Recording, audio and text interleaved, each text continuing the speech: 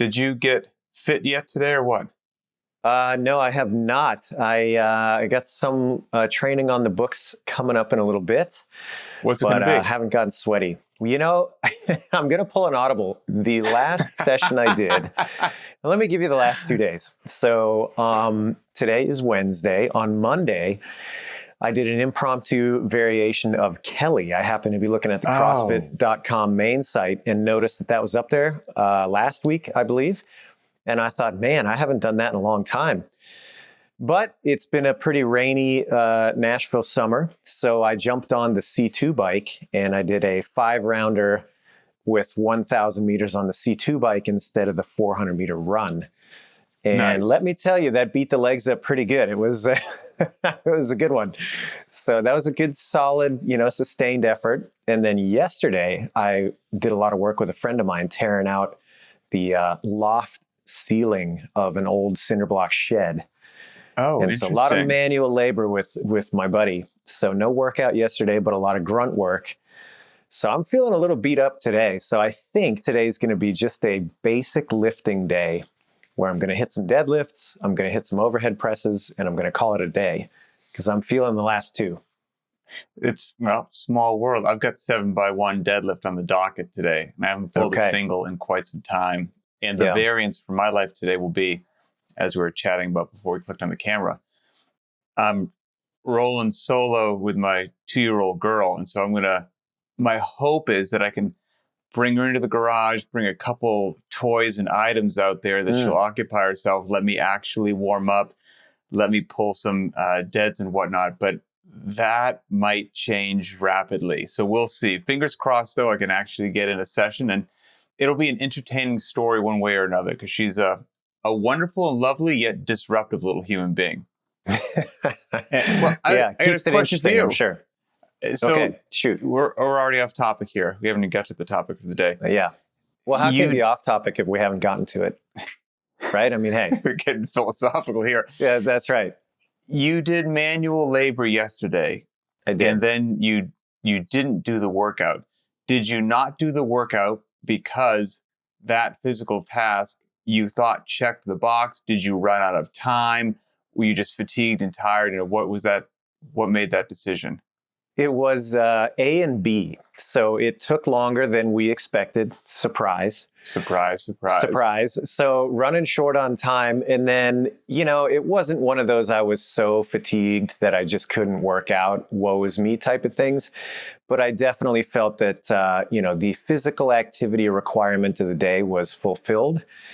And coupled with the, increase in time that it took to do that, felt okay. Not a big deal to skip today and pick it up on the next. Because that's a question people have every now and then. Hey, I did a few hours of yard work. Does that, for lack of a better word to say it, does that count? Can I skip it today? I went for a hike. I did whatever it was, went mountain biking with the family.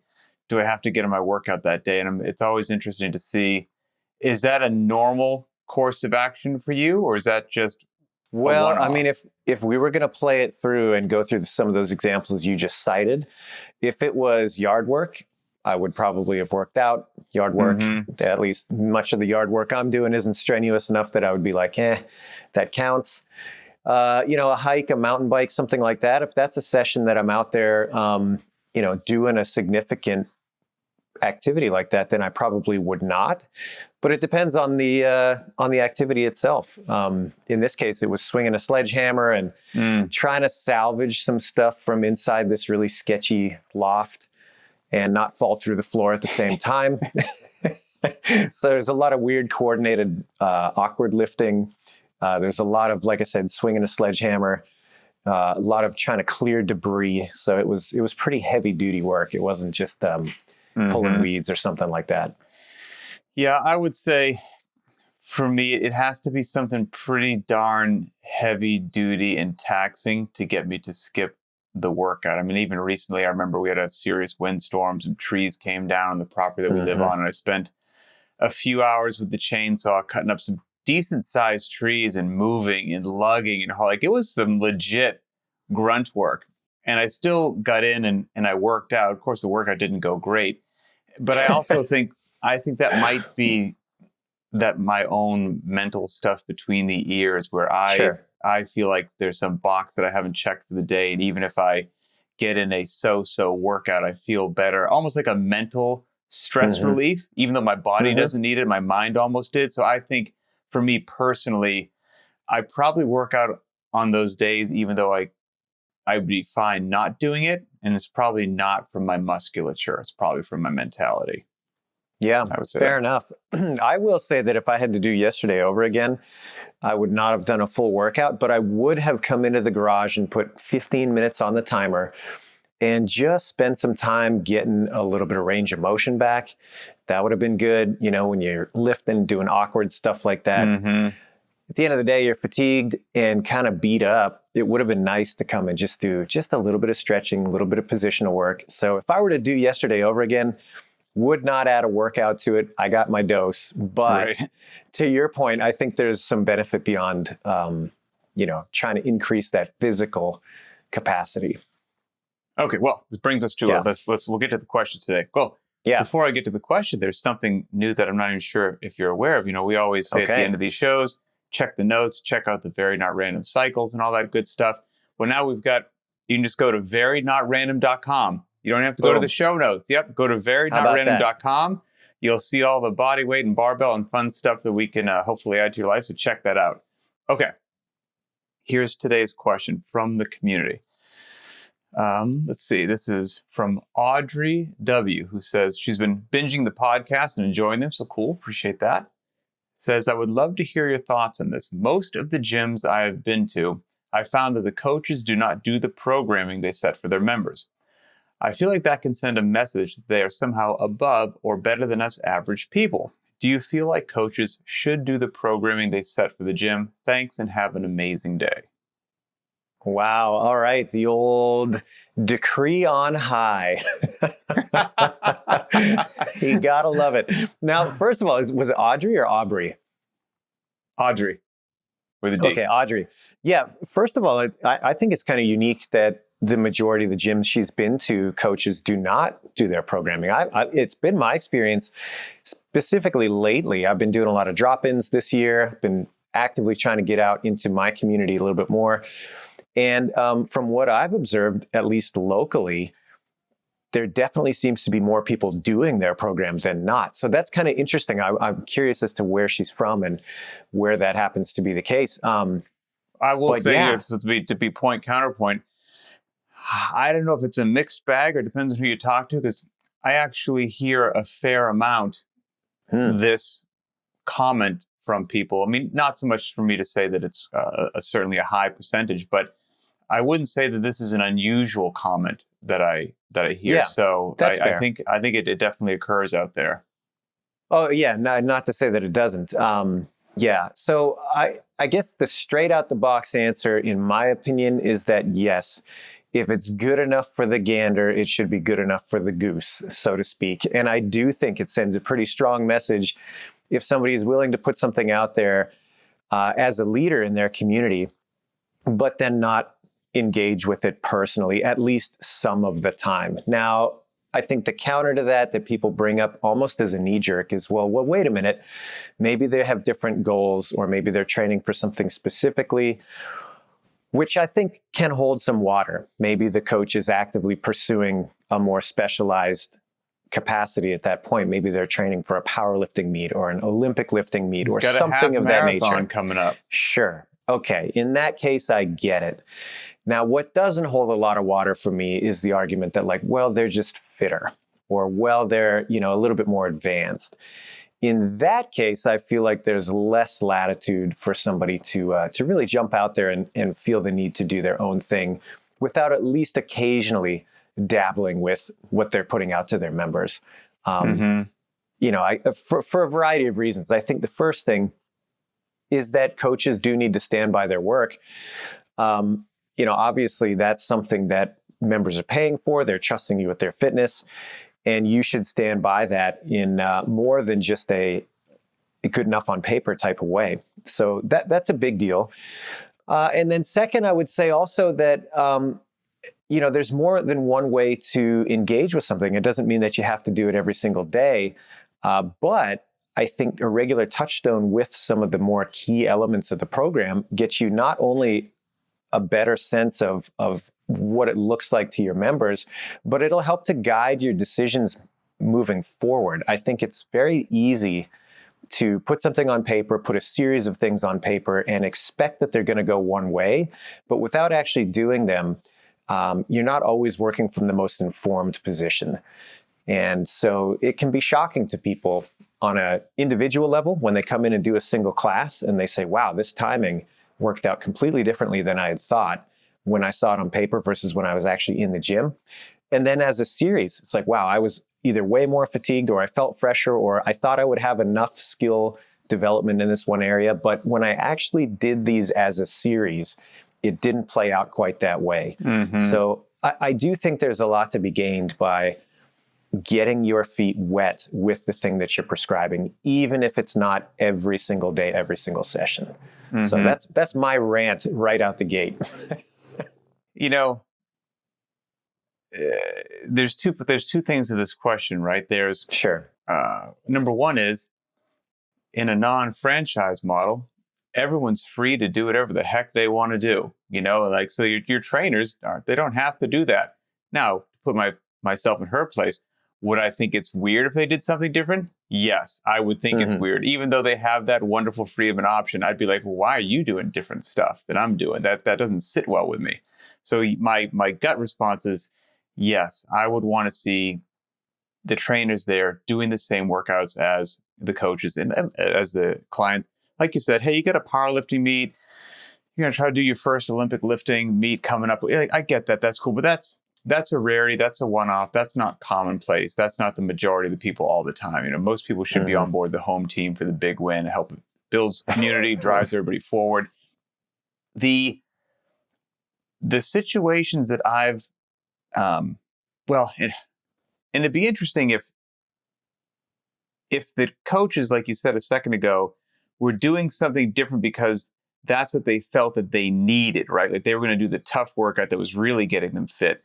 That's odd as well, right? As somebody who's a fan of, the strength and conditioning process and program and all that, because since everything is infinitely scalable, if we look at, today's workout, 7x1 deadlift I'm going to do later. Every human being on the planet could do that, from my advanced athletes to my newbies to everyone in between. It's infinitely scalable. Well, let's go with the total opposite that happened a few days ago. Short and sharp, SQT, happened a few days ago, okay?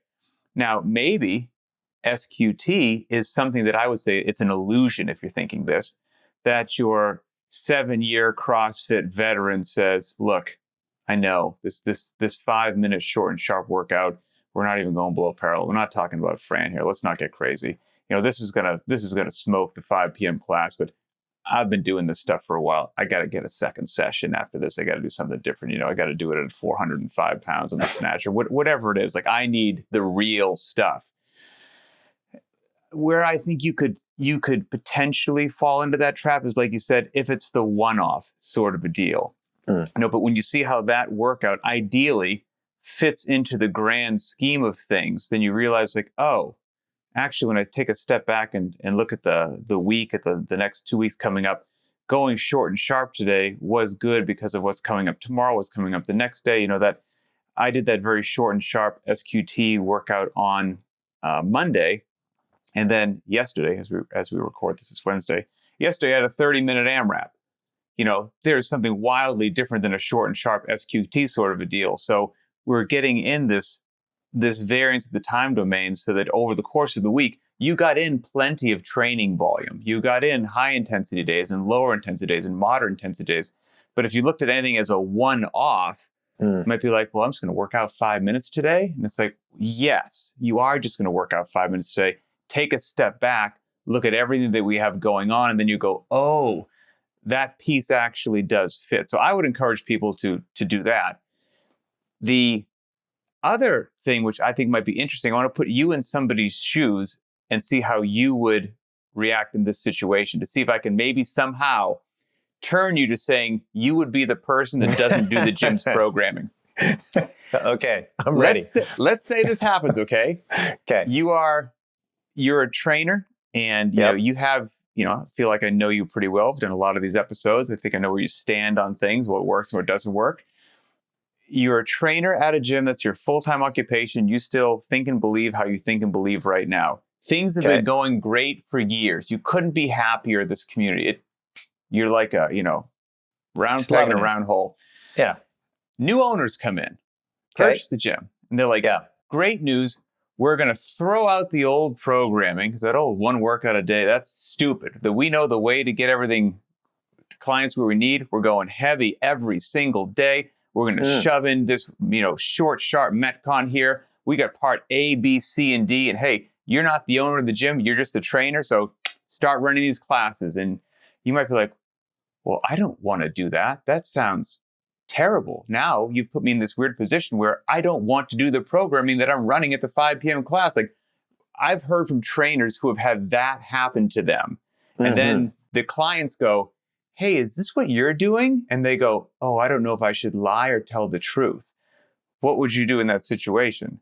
My goodness, this is quite the conundrum, Pat. And you queued that up really nicely. And I do think that's a difficult situation sometimes. Insofar as like, well, if you're just going to sit there and say, well, my marching orders are X and that's all I'm going to do. Yeah, that's a tough situation to be in if you can't believe in what you're putting forward to the people you're now in charge of coaching, or still in charge of coaching. And it happens. Absolutely. I do think that it is incumbent on you to bring that to the attention of the new management and have that conversation, as difficult as it might be. Because really, if you think about it, the new owners, they purchased this thing because they saw the value in it. It was either a big enough gym to attract their interest, or it was well run enough, or it had coaching staff that people gravitated towards, or whatever the reason. There was something of value that they saw that they wanted to acquire, and they did. You have to believe within that whatever was there that's useful to preserve has to be part of that value. And whether they can identify that at the outset or not, that's part of your job as being the old guard, so to speak, is to bring to their attention some of the things that went really well that members seem to like, so that they don't trample on that unnecessarily. Maybe in the end, the decision is still there to radically change the approach and, hey, this is what we're doing and thanks for bringing that to our attention, but we're not yielding. That could be the outcome. But it's also likely that the outcome of that conversation can be like, wow, we had no idea. And if it's presented in the way that's basically laying it out, our members are happy, they have great rapport with the coaches, they're continuing to see excellent results, why would we make a radical departure from this just due to your taste? And if you can make that argument in a palatable way, I think that there's plenty of times that somebody who comes in as a new owner doesn't recognize that, but were they to, they would be receptive to taking a step back and saying, oh, wait a minute, you're right. I don't want to trample on this thing that I found valuable enough to put the money together, put the time into it to actually be in charge of. And now I may have a hand in dismantling that unknowingly. So hard to navigate that situation, but I do think it's worth the effort, because one of two things is going to happen. They're going to not yield. And in which case you have to ask yourself, okay, can I really see myself sticking around here? Right. And is it worth it?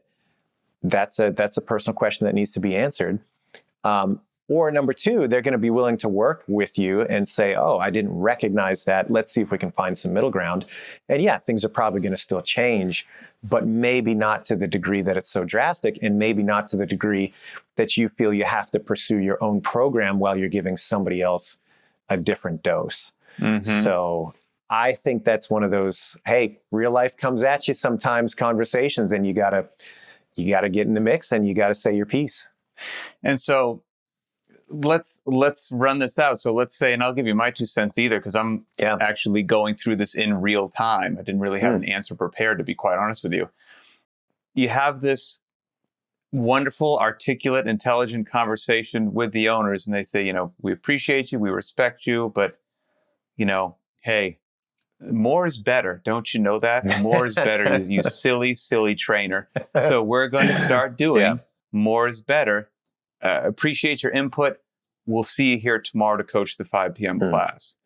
And, and you do, hoping that no one will ask you if this is what you're going to do. And then if somebody does, And maybe you've tried this style of program before in the past and you know that it just doesn't treat you well. You know it's going to, for you personally. So you're like, oh, I know I'm not going to do it, but I'm putting the 5 p.m. class through it. And then somebody unfortunately does ask you, what's the answer? Well, I'm going to back up. And in that conversation, the owner says, hey, thanks for your input, but we're hardline on this new program and that's what we're running. We're going to go with it. The follow-up question on my part is, okay, cool. Am I expected to follow suit in my own personal fitness? And if I don't, what is something that you would like me to say to the members if they ask what I'm pursuing for my own fitness goals? Put it back on them. Do you have any recommendations there? Absolutely. Or at least get the input, because maybe they have an opinion there and maybe they don't. And if they don't, great. Then the follow-up is cool. I'm going to pursue my own program. And when people ask me about it, I'm going to be honest about it. And, end of story. Let me know if you have an issue with that. And at least you've got a clear set of expectations then, and there's no murkiness.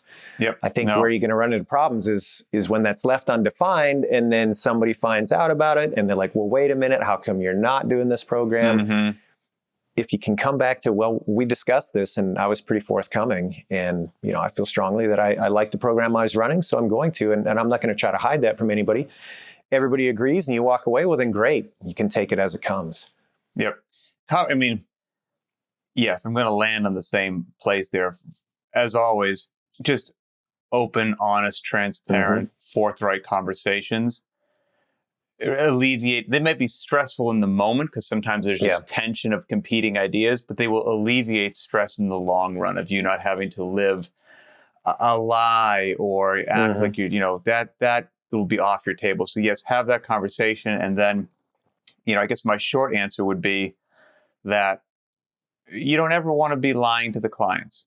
There's the shortest answer, because usually that bubbles to the surface at some point in time. And so regardless of what management said, I guess if I was in that particular position and they said maybe, hey, look, you've got to come on board the home team for the big win, or you can't be a part of this, then, and if I knew it didn't treat my body well, like I just knew that it would lead down a bad road, I guess I'd have to start looking for a different place to train at, and ideally continue training there until I found something. But I would be honest with the members as to why. Like, look, I've been down this road before, and it's not for me, and so I'm not going to do something that I know from a factual point doesn't lead to a good place for me. And so my time here has come. I hope you guys have a great blast. This is why I'm going somewhere else.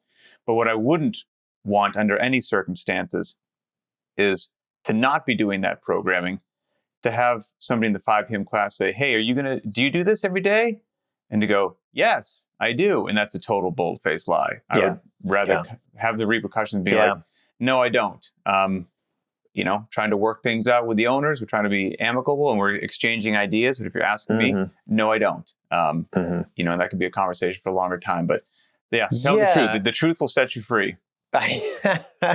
I'll phrase it another way and say that, that sort of need to be deceptive, it's never going to end in a good place given a long enough timeline.